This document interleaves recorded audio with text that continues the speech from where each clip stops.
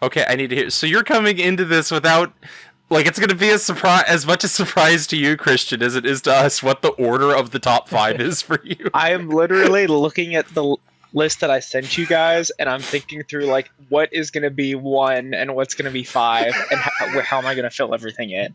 We're going to go through this adventure together, aren't we? I'm not going first, that's all I'm saying.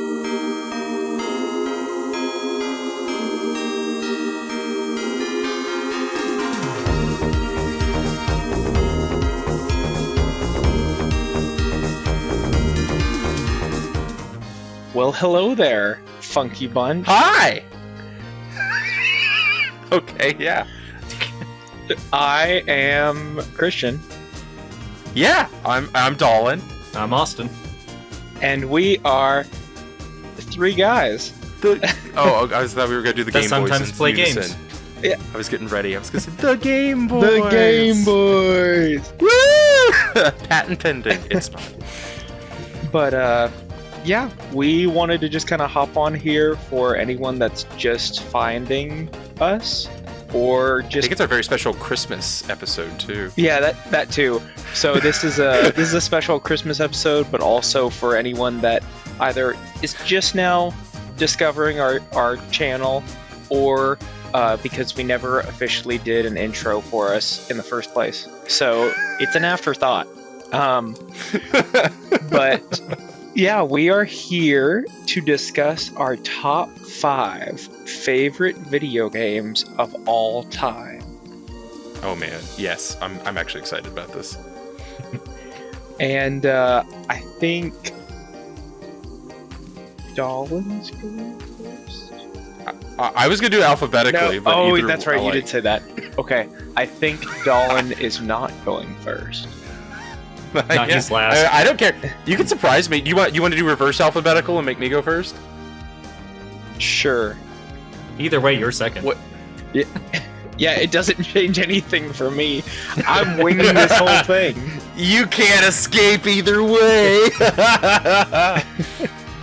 So diving right into that sucker, my number 5 is the game that I have the earliest concrete memories of playing. And that game is Sonic Adventure. I've played that since I must have been about 4, I think, maybe 5. I have very early memories of having a friend whose name was Josh Gregory. He's probably not watching this, but we are still Facebook friends. So if you see this, Josh, thanks for being a good bud when I was younger. And hope you're doing well. But yeah, he had a Dreamcast, and he had Sonic Adventure, and I remember we must have played games before then, because hey Ruby, we're gonna be all set. Thank you. So, I'll cut that out. But yeah, we must have played other games because I remember him going, "Dude, you gotta play this one. It is it's different than any game we've ever played before. This changes everything."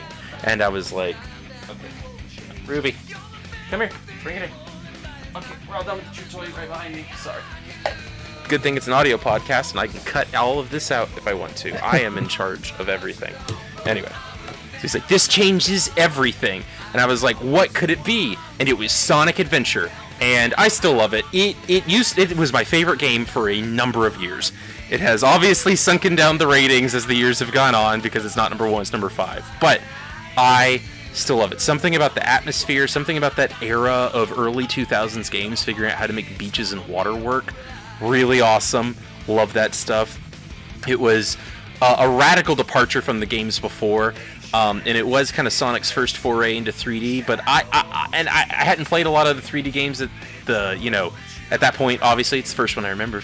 But I still think it's just coming out of the gate. I think what I love about it, I have a special place in my heart. I actually think I might do a YouTube video on this sometime, but I have a special place in my heart for games that are video games, but also function as kind of tech demos for the system. You play that game, and it's just showing off all the features while also being a fun game. Mm-hmm. I love it. Kind of Wii Sports, even though there wasn't two. Wii Sports is a good one. Trace Memory on the DS. There's a couple, but Sonic Adventure on the Dreamcast feels like the tech demo game where it's look at what the future of gaming can do. Look at the crap we can do on this system. All the different characters, the having a more involved story that was inspired by actual kinda Mayan culture, all that stuff. I could go on and on and on. In fact, I'm pretty sure at some point we will inevitably end up at Sonic and do a more in depth. But yeah, despite maybe it losing a little bit of its sheen, and it kind of gets clowned on nowadays, it's not just nostalgia. I've replayed it several times, and it really is something special that I kind of feel like, yeah, it's got some rough edges, but that's part of what makes it so awesome. Before we move on, because I know we must, I gotta add, have either of y'all played that game? Do you have any feelings about that? My pick, this is a bad pick. Tell me a thing. Sonic Adventure is my 15th favorite game. I really like that game. It's considered a legendary game for me. Yeah. I also have fond memories of being a little kid with a Sega Dreamcast playing through Sonic all the time. So, fantastic choice. Yeah, Christian, have you played it? I have not.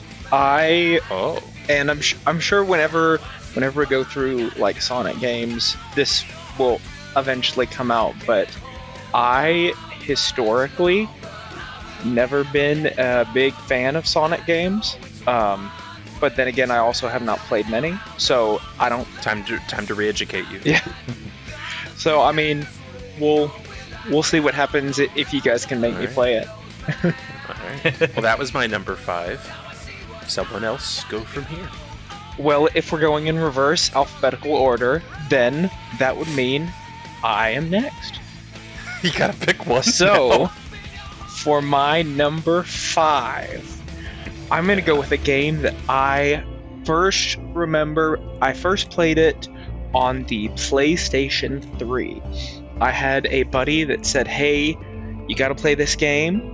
And I said, I never heard of it, but I'll give it a shot. It's a sequel, but he said, you don't need to have played the first one. They cover enough of the backstory that you can just kind of jump in without really knowing where you're at. And Mass Effect 2. Oh! Huh. So okay. I first played that game in late 2000s, early 2010s, somewhere around there. I played it on the PlayStation 3, and it was a really solid game. I've played it probably 4 or 5 times since I first played it through. Wow. I didn't know you were that big a Mass Effect fan. I wasn't until I first played it. But I mean, who's a fan of a genre before they played the genre? I don't know where I'm going with this, but yeah. I mean, it was a solid game to just jump into. You really, like my friend told me, you really don't need to know too much about what's going on to jump into the second one, at least, because they do. When you start the game, it gives you a nice recap of like if you didn't load in all of your previous choices. There's just kind of a default choices that were made for you. For what happened in the first game. I've still never played the first one.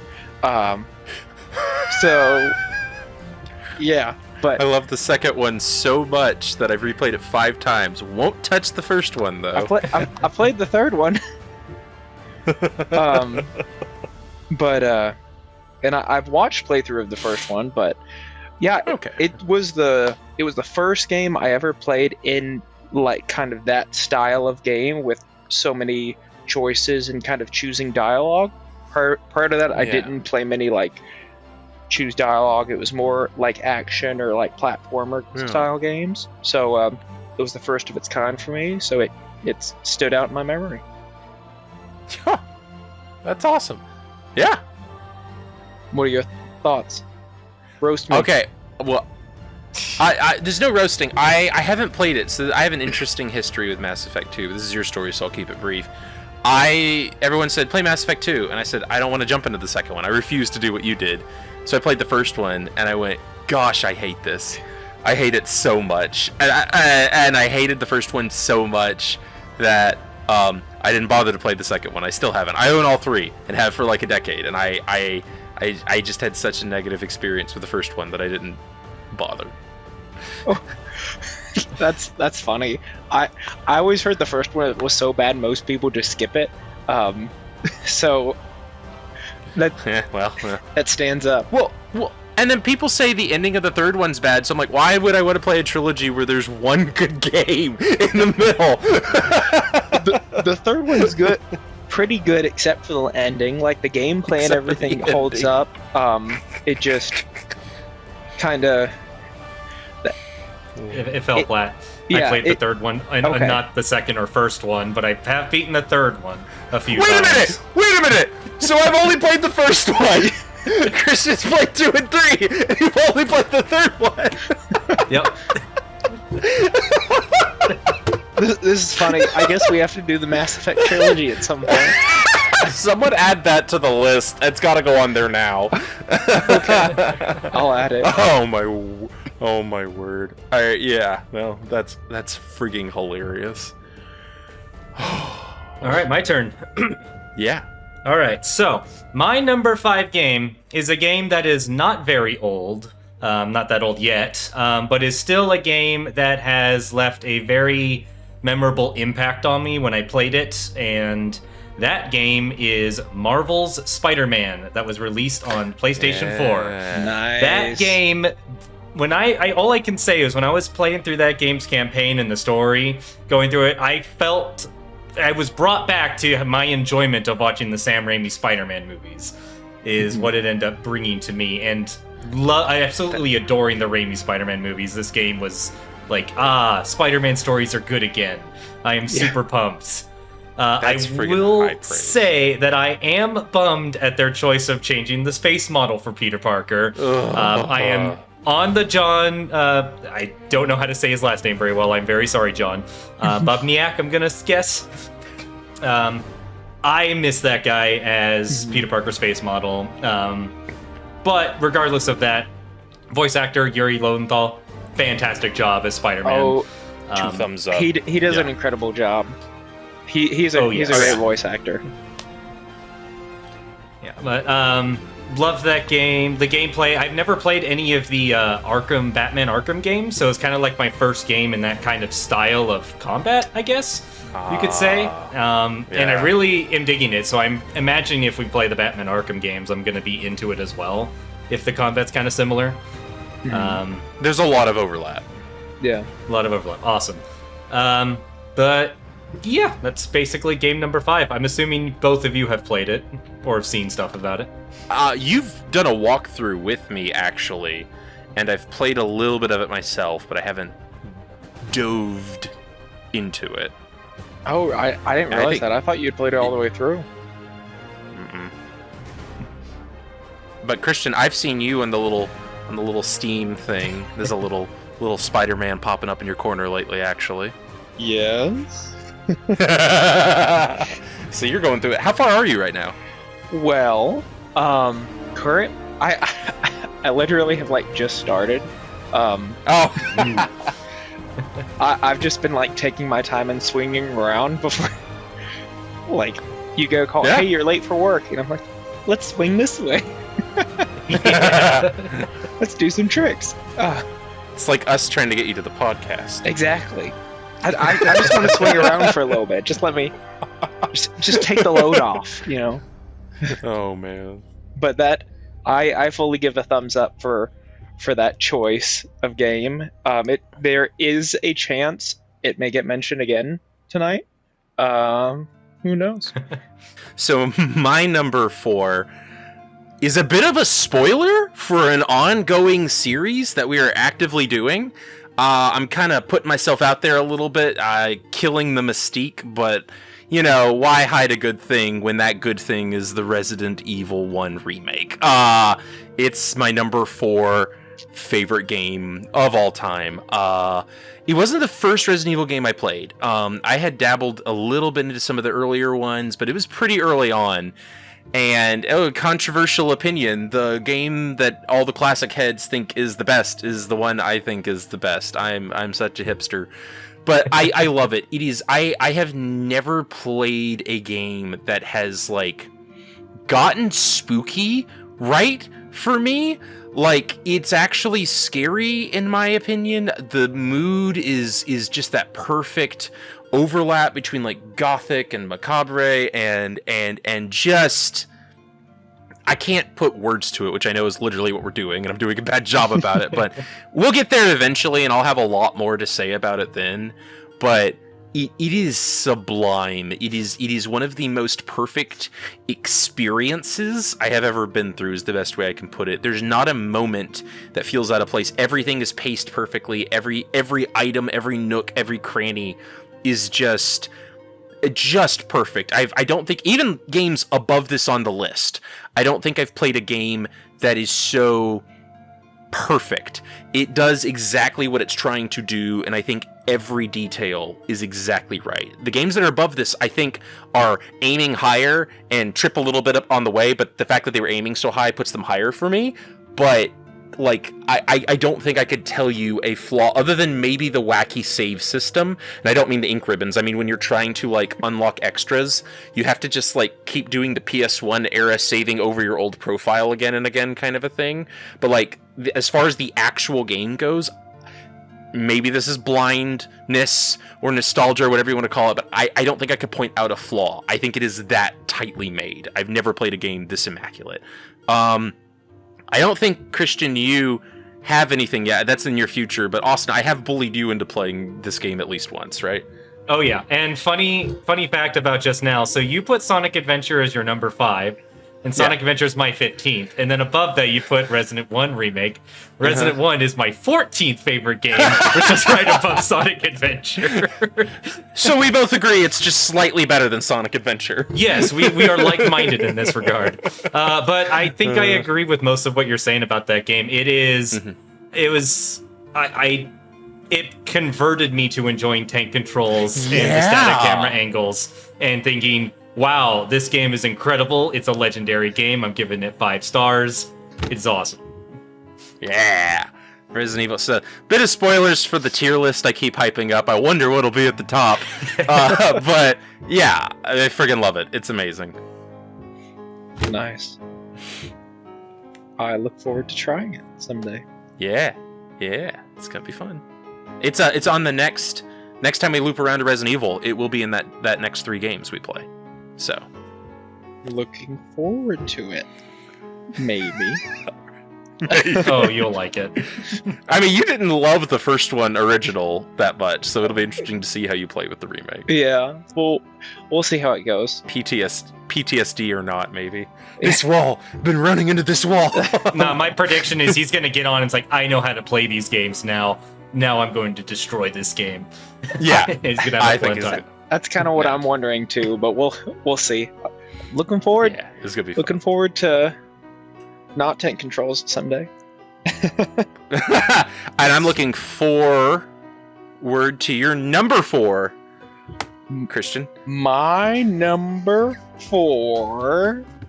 You don't know. You're deciding right now. I'm going to reveal my number 4 shortly. Do we need to go to Austin? Okay, do we need to go to Austin? No, I got it. Okay. And I will start with the word nostalgia.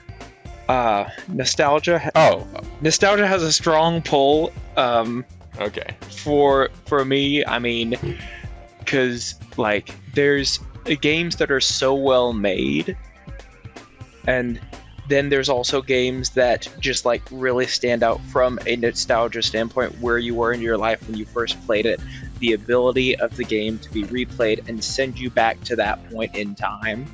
And there is a game that we're gonna play it soon on the podcast. I was gonna say, have we played it already? We haven't yet. But we're gonna play it soon. I have specific memories. I have gone on to own, I think, 4 copies of this game. Oh my gosh! Because, you know, discs break when discs are still being used. If it's a game you really like, you gotta go out and get a new disc. And then if you can't find a new disc, you buy a digital copy. And then a reignited remake comes out, and then you got to buy that too to experience it in the new quality. So Spyro 3 Year of the Dragon has a special place in my heart. Interesting. I am curious to see how you guys feel about it. But and I'm not gonna be like butthurt if you both hate it, but it just playing that game really sends me back. I had a buddy, he would come over to my house and we would just spend hours just like playing it together when we were kids, just like passing the controller back and forth. Here, you try this level, you try that one, just playing back through the game. And whenever I play it, it's still I go back to right there. So that's my number 4. So 3 beats 2 for you. Yes. Spyro 3 beats Spyro 2 for you. Mm-hmm. Interesting. So yeah, we spoiled your tier list as well, I suppose. But I'm interested. I thought 2 was your favorite, so that's interesting to me.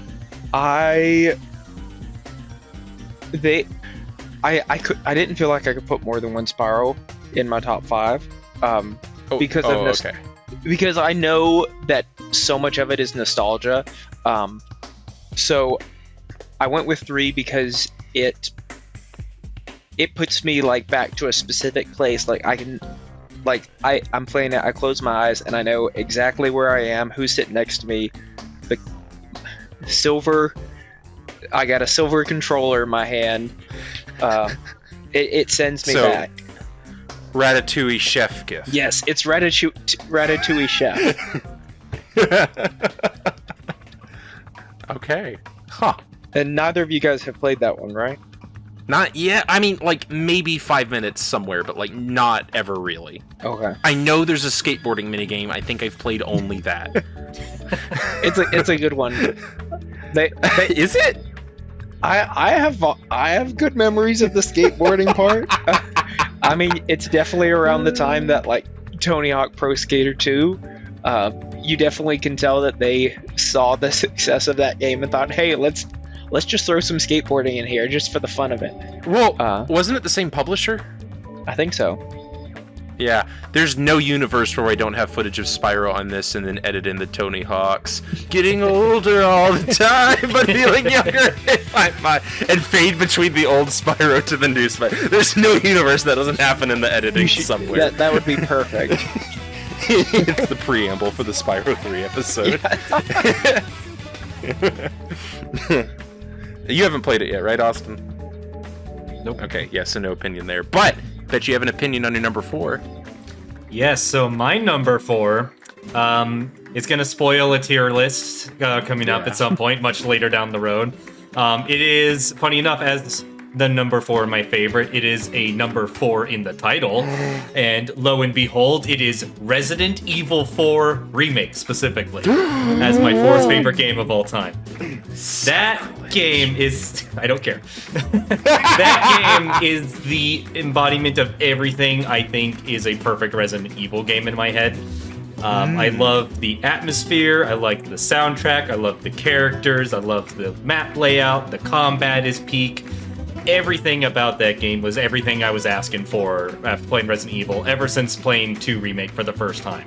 2 Remake gave me a taste of what it can be, and then 4's like, here's the full dish, the full course meal, buffet, whatever you want to call it. It was everything I could have ever asked for.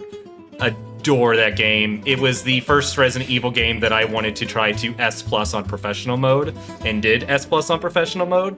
The only one I took seriously in trying to do as many challenges in it as possible.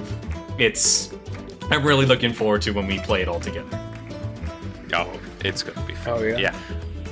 Christian obviously hasn't played it yet. Yeah.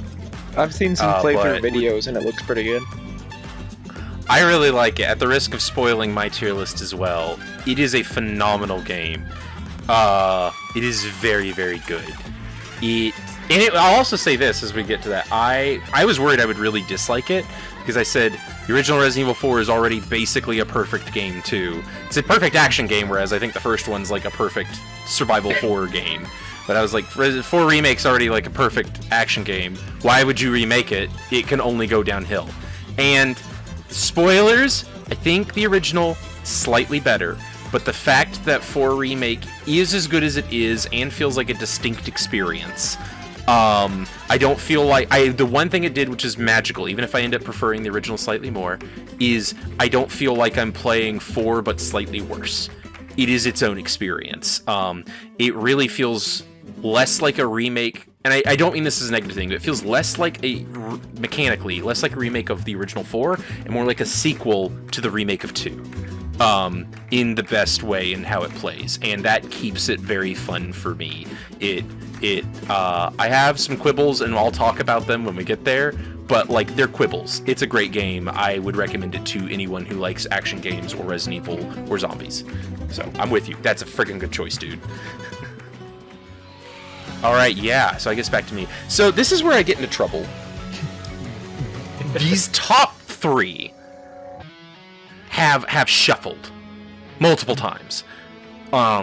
They could change again. I as I look at them right now, 1 and 2 might be, I don't know. 3, the 1, 2, and 3 have all shifted in various times and places. They're very, very close as they've come up. 3 is also hard because it's the most new. The one I'm about to list, this number 3, is the newest. On this top 5, it is the most recent game. Because up till this point, it's been a game from 2000, and then a game from 2002. So, yeah, we're really stretching out there. But this game came out December of 2017. I'm going to tell you a small story. Not really little Dolan. It wasn't that long ago, but Dolan, postgraduate Dolan, trying to find his way in life. That Dolan also hated everything, as this Dolan does. And people would be like, try this game, and I'd try it, and I'd hate it. Try this game, and I'd try it, and hate it. And then, good friend, David Richmond, which, by the way, Sasquatch guy who asks where David Richmond is every single video I post on anything ever, he's at least being mentioned here. You know what, David Richmond, if you want to come on the podcast and talk about the story, hit me up. But David Richmond is like, hey, you just graduated. Here's a graduation gift because I like the Switch and you like the Switch. Play Xenoblade Chronicles 2. It's life-changing. And I went, I don't think I will. Which is, spoilers, that's the game. Yeah, he's like, play Xenoblade Chronicles 2. And he's like, I don't think I will. I don't like Xenogears. I don't like Xenosaga. I don't like the director. I don't like Gnosticism. I'm not going to like it. He's like, just try it. I'll get it for you for your graduation gift. It's like, okay. And I play it, and I'm not digging the first little bit. And then somewhere around chapter 3, it's like that Danny DeVito gif that's like, I get it now. It changed. It opened up. I can't explain. I will also say this. Xenoblade Chronicles 2 is the game I have by far spent the most time on. Probably, let me look at this, probably close to all of the other games' playtime in their entire life combined. I've spent that much in Xenoblade Chronicles 2. Because I've played through it 3 or 4 times, and each time's like a 100-hour game. So I've probably spent like 400 hours in this game, basically. Yeah. And had fun for pretty much all of that. It's not like, oh, there's a couple, you grind most of it, and then there's these high highs and that. No. Like, even the combat and the grinding, I love. It is the type of game that convinced me that I was really starting to worry that I was like an old fuddy-duddy nostalgia guy who was like, oh, I only like old things. I've lost the ability to love and like new things. And this convinced me that, like, no, there can be new stories. There can be new experiences. That you were talking about, that nostalgia, the Ratatouille nostalgia. Mm-hmm. It was that for me, except for it was just the concept of joy in a game. Where, like, I was like, I can feel again. It was so nice. My heart was so shriveled and cold and old. The only reason it's not higher is, at all, honestly, is just because A, the next 2 were that good, and B, Xenoblade 3 retcons some things about it, and I don't want to spoil them in case we ever talk about it, but I don't like some of the retcons that retroactively go like, hey, this thing happened in 2, and now every time I play 2, I have to think about that, and I could try and not, but I do, and so I know that's a dumb thing to be like, a sequel makes me like this one a little bit less, but they were so close that little bit knocked it down to 3 for me. But the combat's amazing, it's real time, but it's an RPG. It has one of my favorite things in the world, because there's this evil thing in mobile games called gacha systems, which are awful, and they're like, you roll a dice and you might get a character you like, but you might not, and it's awful. It's a way to get money out of you. But they took that system and put it into a game where you're like not getting money. It just randomizes the kind of team you get. So every time you go through, your team through a normal playthrough is a little bit different. The main story guys are still there, but a lot of your like support units, you just kind of have to roll and make the team as you go based on what units you get. And you can get them all by the end. Like if you are willing to, in the end game, you can go get back and get the ones you missed. But getting to the main story, every time you play is going to be a slightly different team because of that. And I think that is so cool because I can't get in a groove. That's why I keep replaying even if it's 100 hours. I can't get in the groove of, here's my 3 favorite people, I use them, go. But instead, it's got some wonderful themes. I could go on and on and on and on and on and on and on. But I'll stop here for obvious reasons. But like, it is the best modern RPG I've ever played, and it is the Final Fantasy replacement for me. After I feel Final Fantasy kind of stopped being Final Fantasy back in the 2000s, it's carried that torch forward, and I'm very grateful for that. Yeah, what's up, Austin? I have to add, since I played this game, it has a banger soundtrack. Yeah, it's so good. Oh, okay. Fair warning to anyone, because like we're Christians. The outfits are a little porny. I can't put it any other way. It's T-rated. It's not like Stellar Blade or Bayonetta, but like it's the kind of game that if your mom walks in while you're playing it with certain characters, you might be a little embarrassed. I'm gonna be honest. If you buy the DLC, you can get costumes that are less awful, and I recommend using those if you get the game. It's like the DLC is worth it because it adds a whole other campaign that's worth playing also, which is incredible. Which is great. Yeah, it's amazing. It's like a whole half a game. It's like a 40-hour extension. Like, it's amazing in a prequel. It's so good. But it also comes with better costumes. That's the only one of the few real flaws I have with it is a little like, ooh, that's embarrassing. And it took me that's part of what it took me in those first 3 chapters to be able to engage with the game, is it was hard to get past big bouncing anime titties I can't put it a better way.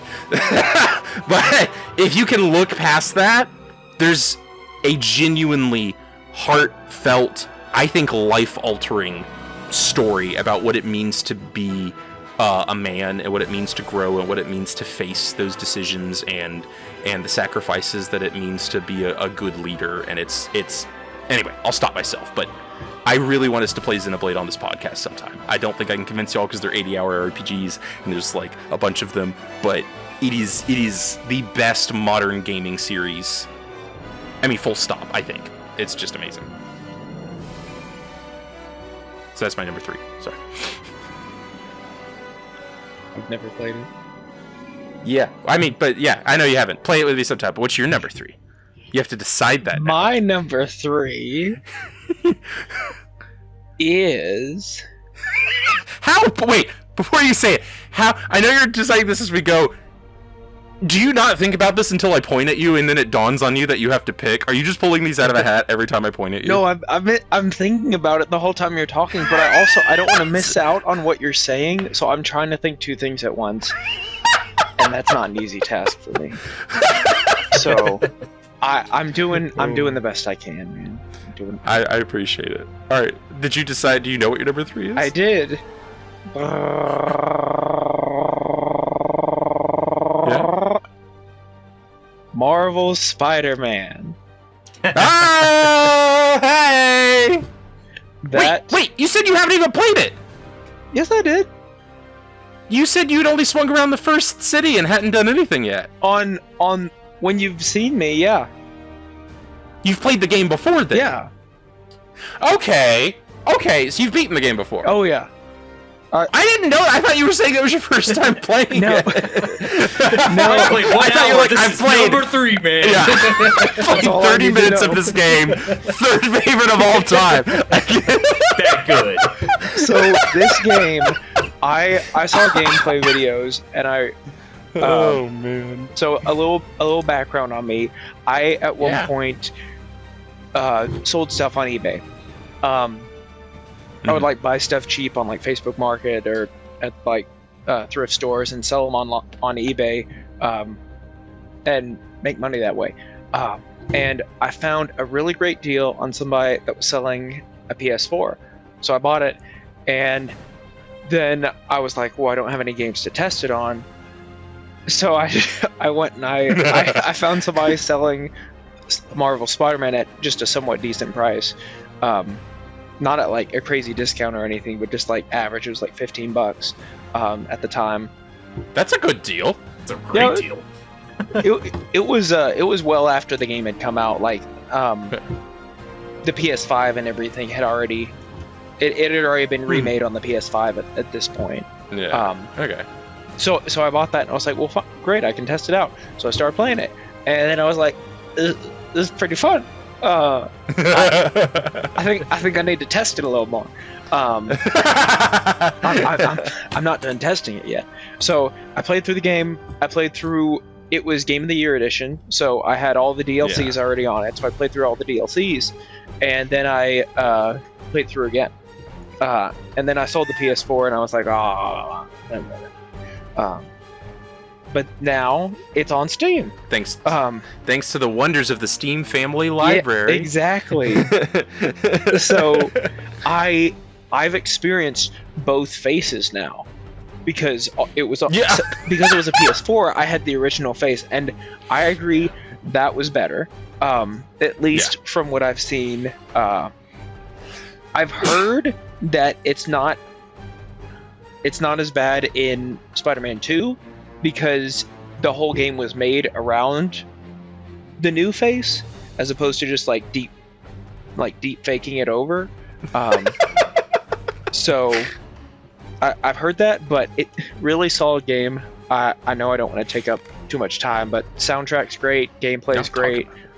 You can definitely tell if you've played the Batman Arkham games, you can see the influence that it had on this game very clearly. And really great story. I loved like the swinging mechanic and being able to just swing around, and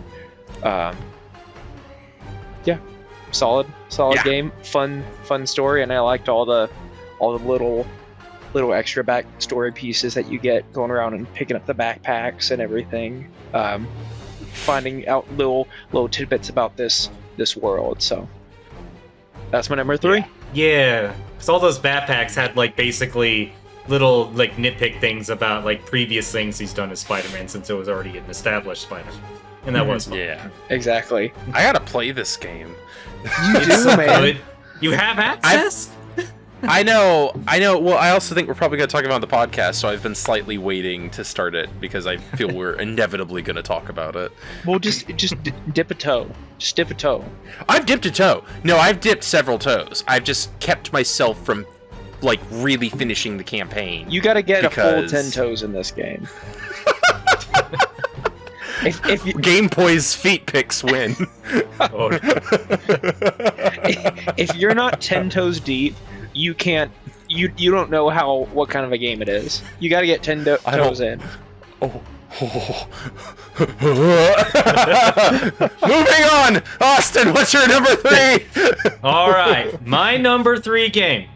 This is the final installment of this particular game series. Is a game series that would be awesome if we decide to play as the Gameboys. It is a wacky wahoo pizza adventure game with plenty of power and motivation on the side.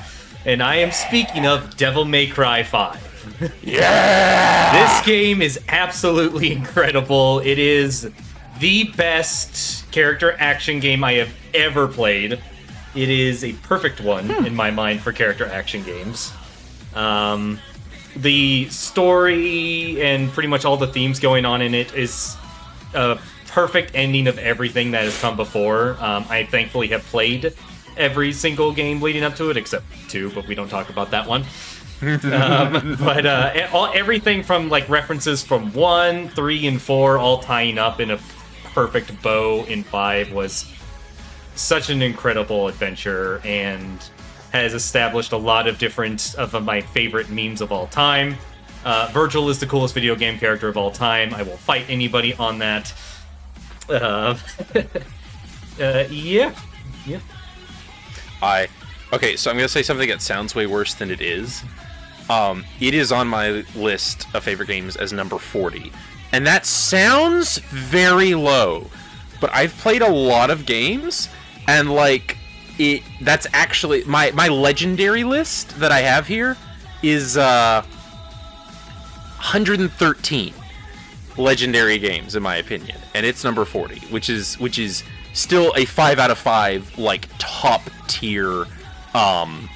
Like it's so friggin' good. It is. I balk mildly at the best character action game you've ever played, because you've played a game that's gonna come up in my list in a minute. I know which game it is. But it is so insanely good. I really do. Is that not on the Gameboys list yet? I don't know. Add that to the list. I thought it was on the list. Has to be. The Devil May Cry series is. I mean, I'm the one that told you to play that series, so Yes. clearly I like it a lot. Fun fact we'll get to in a minute. The original Devil May Cry was Resident Evil 4. And the guy that was making it just kept making it wackier and crazier. And he's like, and then Leon will use a sword, and he'll shoot all the puppet demons in the air, and he'll spin around, and he gets stabbed, and he pulls it out and stabs them with it. And then Shinji Mikami was like, I don't think this is a Resident Evil game anymore. You need to make it a different game. And thus Devil May Cry was born. But yeah, 5, it is insane how good it is. It's so good. I wish I had better words. The gameplay, the action, the story, the everything. It feels so cathartic having followed the series, and people followed the series, and each Devil May Cry was like almost perfect, but there's except for 2. But like all of them have like, it's like, oh, this is so cool. If only you would this or that, it's always, oh, it's almost great. 5 has no it's almost. It just is great. So that's a phenomenal pick, Austin. You were talking about soundtrack? That soundtrack, dude. Yeah. Pretty good. Yeah. It's so good. So yeah, that's a really good choice. If it's not on the list, it absolutely needs to be on the list, and we need to play it because it's one of the most cathartic experiences ever. Yeah. I look forward to it because I have never played it, sadly. Is the Gameboys just like get Christian to play good games? Apparently. I feel like my list is good games. Yeah. But they're all old. Oh, Spider-Man. Except for Spider-Man, I guess that's true. Alright, I'm wrong. I'm just wrong. I don't think I have a game as new as Spider-Man. I think Xenoblade 2 is my most recent game, so I don't have room to talk. See, I'm young. I play young. Yeah. I play young games. Oh, I am the old man of this group. That's true. But yeah, guys, after talking about Devil May Cry, and there's some pretty confusing family dynamics in there, honestly. I think the best thing we could do is go to my number 2, which is really simple and clean. Like the way that you're making me feel tonight. Gosh. It's hard to let go. Because it's Kingdom Hearts 2, baby! This is the one that should be number 1. If you ask me tomorrow, it might be number 1. The more I think about it, 2 keeps creeping up, where I'm like, yeah, I really like that. To like, is this the greatest game of all time? Probably. But for now, there's one that beats it. But like Kingdom Hearts 2, yeah. I mean, what hasn't been said about it? This is the one I was talking about. It's a character action game, kind of like Devil May Cry, but like with JRPG elements. It's got that.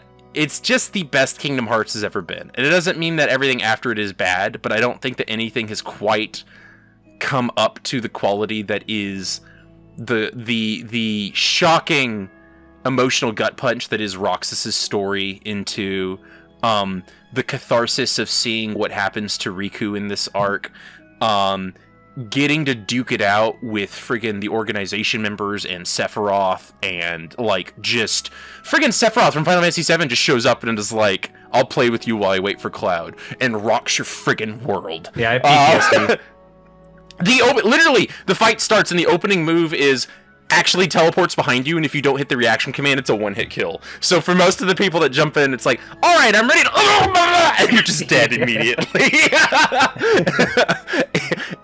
But like, that's the final mega ultimate bosses. The actual story is really manageable and approachable. It somehow manages to weave the stories of a bunch of your childhood favorite games into like this pseudo complex narrative about what it means to be a person, the role emotions play in like sentience, and what kind of connections you make to these people and how those connections actually influence who you are. I could go on and on, but for a little kids game where you play with Winnie the Pooh, it's asking more interesting thematic, philosophical, and even theological questions than I think maybe anything else on this list, except for maybe Xenoblade 2, while having probably the most fun action gameplay in any game I've ever played. It's just that good. I think it's unrivaled in its what it's done. Austin, you've played through it. I don't think you hold it as highly as I do, but what do you think about Kingdom Hearts 2? Not quite as highly as you do. It is my favorite Kingdom Hearts game. It is a fantastic game. I do have quite a bit above it on my legendary list, but it is... Where is it for you? Because DMC was 40. I did just make an adjustment to my list because I realized it was in the wrong place. Sonic Adventure is no longer 15, it's 16. Resident Evil is no longer... Kingdom Hearts 2 was put above those two. I mean, fair. Because it was below it for some reason, and that was inaccurate. But I do have... It's number 14. Okay. Of all time. That, for you, that's pretty high. Oh, yeah. Yeah. And Christian has not played it. Sounds great. He should. You'll love it. At some point. You will. Honestly, Kingdom Hearts feels like the Christian game of all time. I feel like if anything was ever going to dethrone whatever your tops are, it could be Kingdom Hearts. If ever a modern game was to come along and change your mind, I would say, am I wrong, Austin, that Kingdom Hearts at least potential to become like top 3 to top 1, one of those games could be his favorite game of all time? I think so, based off what I heard so far. Yeah. So I think I'm overhyping it. I think it's that good. You underestimate the power of nostalgia. No.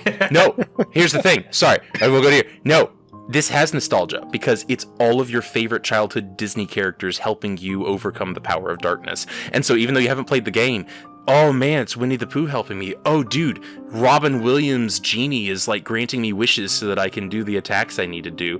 I'm doing vine, swinging on the vines with Tarzan, and then helping Jack Skellington save Christmas from the Heartless. So just saying.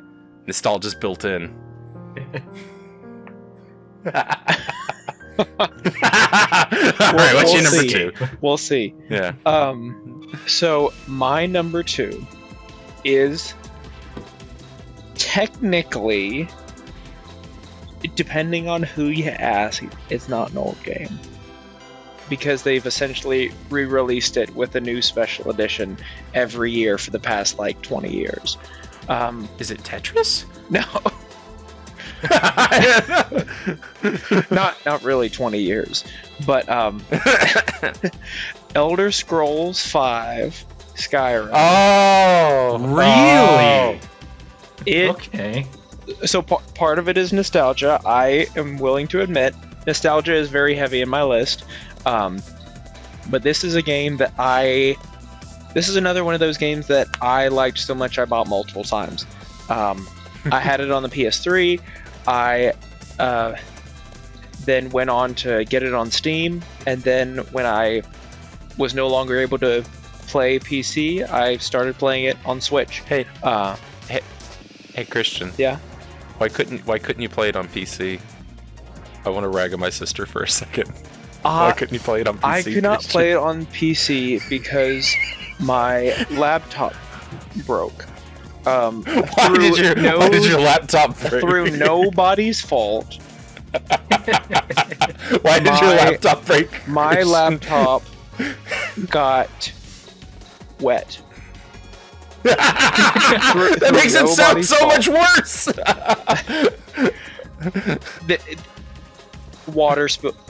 A glass of water spilled on my laptop. His gaming laptop that hit my sister, his wife. And then what's even better is she brought it to me and he said, "It's acting kind of weird. Is it salvageable?" And then as he pressed the power button to show me, and it exploded out the heat vent, sparks, and a puff of smoke the size of my fist. like a cartoon came up from it, and I said, "I don't think there's any fixing that."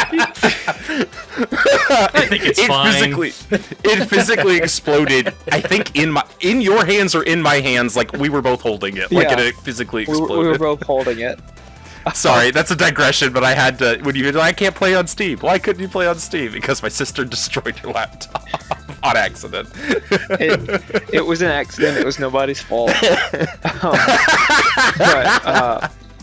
So back to Skyrim. Skyrim. I've just always loved that game since I first played it on PlayStation 3. I love the goofy glitches in it. They make me laugh every single time when a mammoth just falls from the sky next to me, and then I have free mammoth meat, or just what? Have you tried the giant space program? I know what you're. Yes, No? you have. 'Cause Even if you didn't. speaking of bugs, you never been hit by a giant and got sent flying into outer space? Oh.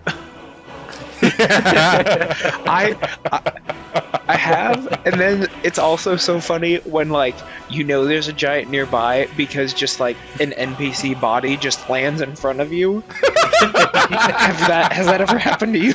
Oh yeah. yeah. It's raining men. Oh man. But I've replayed. I've actually never beat it. I was gonna ask. I had to ask. I've started so many new games because I've been like, well, I want to try this character. I want to try this kind of a character. So I have a question about characters real quick. Yeah. How many of those have inevitably become the stealth archer again? At least 3. Yeah. But I held strong. I had one character that made it almost to the end with just a warhammer. And then I've done a just bladed character, and I've also done a purely magic and a dagger character. There's None of which have beat Alduin.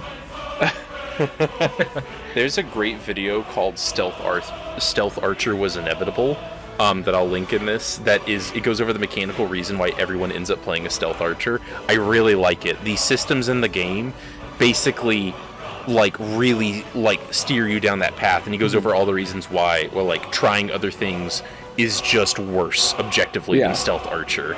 And don't scale well. Stealth Archer is the only thing that really actually scales well to the difficulty of the game. So but you've never beat. Okay, follow-up question: have you played any of the other Elder Scrolls games to any significant amount, or has it just been Skyrim? It's just been Skyrim. Because I think you and I, Austin, like Oblivion a little bit better, or a good I like bit Oblivion better, more. Yeah, I was gonna rant on that when he was done, but I was just saying now. Oblivion is on my legendary list. Skyrim is not, unfortunately. But I do like Skyrim. I have bought way too many copies of Skyrim myself. I had it on PlayStation 3, Xbox 360, Xbox One, PlayStation 4, PC, twice on PC. There you go. Oh I have played Skyrim on my Amazon Alexa. It's yes. I'm just waiting for it to be on the smart fridge now.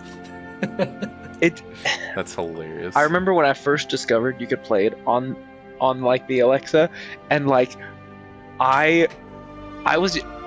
I just felt like listening to the soundtrack, so I just thought if I just said, hey, play Skyrim, it would just play the soundtrack, and then it's you are on a road and the Daedric campus to your right, and I'm like, what is, I don't know where I am, but I love it. That's amazing. When you gonna beat it? I gotta play it. It's gotta be on the podcast. Because that means we can't just play Skyrim. Maybe we can just play Skyrim on its own, but if I have to play Morrowind again... I love all the memes of just arrow to the knee. Arrow to a knee, or a Someone guard stole my glitches speaker. and their face is just in the wall talking to you, and it's just a face in the wall. Or Wait, just Bethesda game jank, especially back in the aughts, is special. I love it. It's so funny. Oh my word. So but Austin, you like Skyrim, but you're an Oblivion guy, right? I am an Oblivion guy. I think it is a bit better, but Skyrim was a very fun time. It's a good choice. It's not a bad choice. Oh, like the most popular game of all time. Oh, why would you pick that as your number 2? Austin, what's your number 2? So my number 2, and this is going to be a fun one, and we may or may not be playing this game tonight. But it is the one and the only Halo 3 as my number 2 game of all time. It was really, really close between this one to be number 2 or number 1 on my list because I love my top 2 games so much. Halo 3 is a masterclass in the first-person shooter genre. It takes everything that's fantastic about 1 and 2 and just puts it into a perfect package in number 3. There's practically nothing wrong with Halo 3 in my mind. There's a couple like little bumps if you nitpick really, really hard, but it is just the best sci-fi FPS space opera I've ever played. The soundtrack is legendary, and I can just listen to it on loop over and over again. I have listened to on loop over and over again. The level design is good, and even though it's getting fairly old at this point, back in 2007, I still think the game looks beautiful. The art style and the shadings that they decided to employ really keep the game looking good to this day, even if some of maybe the human face models are a little bit dated at this point. But it's just so good. Introduce some of the best things in multiplayer experiences I've ever had the joy of playing. Forge mode, custom games, the amount of full late night Halo 3 custom game lobbies is just, that defines my early teens. It's just that is the epitome of nostalgia for me. Just going back to a Halo 3 custom game lobby, nothing beats it. It is fantastic. Ratatouille GIF again. Oh yeah, that's 100% it. I am excited for us to play this game. I'm pumped too, because building off what you said, I mean, I get so back and forth on if 3 or 1 is better. I think it's 3. Right now, gun to my head, it's 3. It's so hard to beat. I'm so excited for you to experience it too, Christian. It is like quintessential bro night. Like when I think of talking about nostalgia, when I think of bro night, we're gonna play games. It's Halo 3. It just is. Like there's other games I like better even, but when I think of bro night as a teenager, got some Doritos, some terrible grocery store pizza, and some soda. It's Halo 3. It just is. Dude, the Halo 3 Mountain Dew game fuel that was announced for that game was so iconic and great. Oh man, I miss those. I mean, we didn't get the Halo themed drink while we played it, but yeah, it's a masterclass in, and I'm also excited because this is the first Halo that we get to play all together. I'm not quarantined off into my own little corner this time. I actually get to enjoy. It's so good. Yeah, that's such a good pick, man. Yeah, you did a good job. I guess Christian will have an opinion on it later. Yeah, right? Very soon. It's a good time. I guess it's time to talk about the greatest game ever made, probably. It just shows what an old fuddy-duddy I am. I wish I could say something profound or some fun story. Okay, I'll give a small story. Once upon a time, little Dolan, way littler Dolan, because of course nostalgia. Littler Dolan liked video games and loved storytelling. He had Narnia read to him when he was a child, and he loved stories. He still loves stories. He knew he wanted to write, and he knew he loved stories from very, very early on. And he liked video games. Sonic was fun, Mario was fun, all that kind of stuff. Loved that stuff. But one day, I think when little Dolan was starting to become a teenager, so I think he was 13, so starting to hit that not quite so little, starting to be the beginning of a teenager. He had family give him for his birthday an SNES, because they had all upgraded the PlayStation 2, I think, at that point. But they said, here's all the old SNES games we don't play anymore. And there was freaking bangers in there, by the way. Super Mario World, Super Metroid. There was some good friggin' stuff. But in that collection was a couple games, a pair of games actually in this case. That label read Final Fantasy II, which in the West was actually Final Fantasy IV. They just didn't localize all those. And came with that a manual. That manual before he could even play the SNES, he was still on like visiting family, and it was in a just was a story, a fantasy story, and it was the game that convinced him, oh, video games can have good stories. Like they can actually not just be Mario Save the Princess. There can be actual compelling tales in this. My number one game is not Final Fantasy IV, but its sequel, what was labeled Final Fantasy III, or in reality is Final Fantasy VI. Because if Final Fantasy IV was the game that taught me games could have a story, Final Fantasy VI was the game that taught me that those stories could be transcendent, could do something different than other mediums could do. Could not just be a book, but worse, or a movie, but worse, but like, it could be an interactive way to tell stories with input from the characters, and your choices radically alter the way things go while still telling a compelling actual narrative that could be made like in the form of a book. There's a reason this game is listed in a lot of people's favorite RPGs of all time. RPGs are my favorite genre, especially the classic RPGs. This was the height of the team before Square kind of split, before it changed, before everything changed. This was like the guy that made Xenoblade was on... I'm not kidding. The guy that made Xenoblade was one of the guys on this team. The guy that went on to make Kingdom Hearts was on this team. The guy that went on to make... I can't remember, like, any big RPG, Japanese RPG game, probably, that you've seen, there's a good chance that they were on this team. This was the last game that kind of the dream team at Square that was made up of all the guys made before. It was their last big magnum opus they made before they became directors on their own games.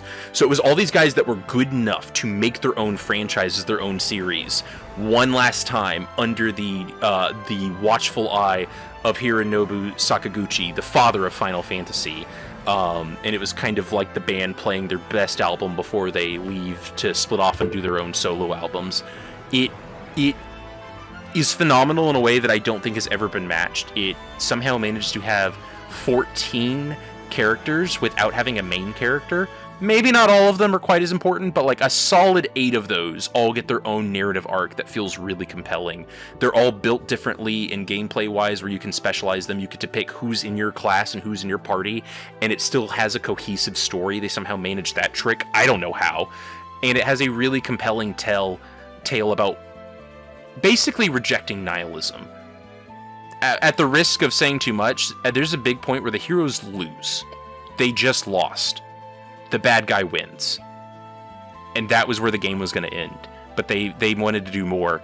And so there's a whole second half of the game where the bad guy won, and they go, okay, what do we do when the bad guy won? And that's really what Final Fantasy VI is contemplating. It's not just, we got to stop the bad guy and we got to win and good will prevail. It's, how do you keep being good in the face of not just overwhelming evil, but of loss? The evil won. Do you get to quit at that point? Obligation over? Or do you have to pick yourself up and do the right thing even after you've lost? And it's maybe the most profound messaging I've ever experienced in a game, while still being extremely fun, has the best dungeons maybe of any Final Fantasy, the best music, the best character. It's cannot be topped. That's all I'm saying. So that's my number one. And you two haven't played it, so, and you probably won't like it that much. You'll be like, oh, I have only merely started the game. Yeah, like, oh, there's some cute beeps and boobs, Stalin. That's cute, you old man. I long for an age I was never alive for. This game came out in 1994, the same year I came out, and it's my favorite game of all time. So make of that what you will. All right, I'll stop rambling on. Christian, hit us with your number one. Well, I somewhat find it hard to follow that with how passionate you are about your number one. I take games too seriously.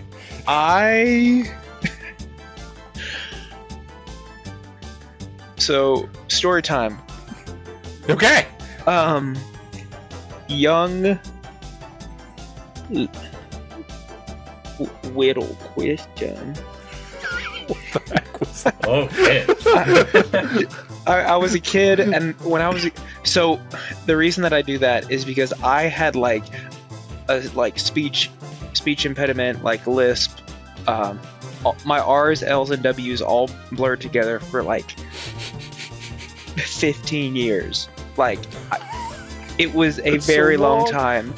Everyone would make fun of me and come up. I'm sidetracked. I'm sorry, but everyone would just ask me to say 44, just to make fun of me, and then laugh in my face because I couldn't say it. I just completely got sidetracked. That has nothing to do with it. I was just trying to convey that it was a long time ago. Now you are married.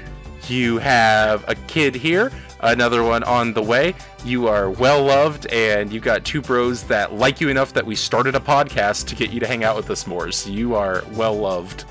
And you don't ask me to say random numbers, so it's all good. I'm not crying. Cue sad Ratatouille. Yeah. Oh no, sad Ratatouille. So what's the game? Okay, so forget everything I just said. This was the first game I ever pre-ordered. That's what I was trying to get to. This is the first game that I ever saw. It was coming out. I had played the first one. This is the second in a series. And Spyro 2. I would have been very small to pre-order that. But this is the first. I distinctly remember like being in GameStop and them asking if I wanted to pre-order, and me going, I didn't know you could do that. Like I thought we just had to wait till it came out, and I just had to come to the store. But so I pre-ordered Batman Arkham City. That was the first game I ever pre-ordered. I still have the little art booklet that came with it. I still have the disc copy of Batman Arkham City, but I also have it on Steam now. But I played Batman Arkham Asylum. Really loved that game. I love the Arkham series, but Arkham City just stands out. They bring in so many characters. The story, I really enjoy the story. The soundtrack's really good to it. Out of all of them, that one they all make you feel like Batman, but that one in particular makes you feel like Batman. Like you can actually imagine a butler next to you while you play the game. But I 100%ed that game. I don't even know how many times. I would play New Game Plus a lot. 100% it. Did all the Riddler trophies multiple times. So I probably couldn't. It's been a while since I played, so I probably couldn't, from memory, find all the trophies. But there was one point where I could. Just very, very solid game, and I like it. Yeah. Have you played Arkham City, Austin? I haven't played any Arkham game yet. I want to. Like, I have seen some clips of them, and I'm really looking forward to playing them at some point. Next year on the podcast. I actually feel like that one is likely. That is after we finish Spyro, that's my vote for. I'm on board. I've got a mostly related story, because I don't know if you know this, Christian. This may change your entire world. It may not. It may not be that impressive. But so I haven't played Arkham City, but I've been super excited to, because I've played Arkham Asylum, the one before it. Do you know about Arkham Asylum in my family? I know that my wife has said that she seen me playing it and say, "Oh, I remember you playing it." No, she played it with me. She was not a big gamer, but there was a little, and she even now, which I don't get, she's like, oh, I can't do it, too motion sick. There was like a 4-year span where she got super into games for what she is now. We played through Assassin's Creed 1 through, I guess 3, including the Ezio spin-offs, and she played all of those and beat them. And I'd help sometimes, but she played them all. She played all the way through Batman Arkham Asylum. I just helped out on occasion if there was a tough thing, but she played through that completely on her own and beat the game. Yeah, I don't know if you knew that about your wife. I love that. Yeah, she completely beat it. Like, just we put it on easy mode because she was young and not a big gamer. But yeah, she learned the combat system. She ran away from Killer Croc. Not City, it was Asylum. Mm-hmm. But ever since then, that's been a really good memory. I was like, oh, I played that with my sister, and it was a really good memory. And I've always wanted to play the sequel, but I know it's kind of lame, but part of me was like, I don't know. I kind of wanted to play it with her, even though that doesn't make any sense. It would not ever happen, but it kind of kept me from playing it. Mm-hmm. But now that I could play it with y'all, I could feel like it was a completion of that arc that got started. So I haven't played City yet, but I'm so excited to play it. You gotta play the sequel, the illegal prequel, and then the other sequel. There's a VR sequel now. Yeah. And I think reviews say it's good, but I can never tell based on reviews if the game's actually good or not. But whatever it is, Suicide Squad Kill the Justice League is apparently a canon sequel to the Arkhamverse games too. We don't talk about that. We just don't talk about that. That's that is such a disrespect. Okay, let's talk about voice acting in like Kevin Conroy. Conroy. The legend. So good. Fantastic. And just he does a great job in all the Arkham games. He wasn't in Origins. But he really and Mark Hamill. Yeah. He does a great job too. Obviously, whenever those two are together, it's going to be incredible. I have so many fun facts and stuff that I want to pull out when we get to those games. To get there because I've seen a lot of interviews with the two of them talking about how things change going from the animated series, starting there, getting into the Arkham games and everything, where it's so much more mature compared to the animated series. So I'm excited to talk about it. I'm excited to get there. That's a good number one pick. All right, ready to close this out, Austin? Yes, and my game of the 5, it is the oldest game on this list, and it might be the only one that might be somewhat of a hot take, for at least I know for one of us, because I feel like you've been on board with pretty much every game that I've picked here. I think this is going to be one of the first times that you're like, I don't know, champ, which I don't really care about. And if we're going to keep the theme of story time, there was a really young Austin underneath the Christmas tree one morning. He was a little bit jealous that his brother got a little comfy little Spider-Man chair to sit on for Christmas until I opened my next gift. It was shaped as a classic Xbox game box. I'm like, ooh, I'm gonna get a brand new game. And little did I know how much that game would change my life when I actually opened it. And this game is Star Wars Knights of the Old Republic. Christian, have you even heard of this game? Of course I've heard of this game. I have a supporter. I'm hurt by that. I honestly don't know how to take it. Do you think I'm that out of touch, or do you think I'm that old, or do you think I'm that young? I just did not know. I didn't think it was extremely popular of a game. Okay. I wasn't sure if that was an attack on my... I don't know why I'm insulted. Okay, but this just makes me like you more. I've heard of it.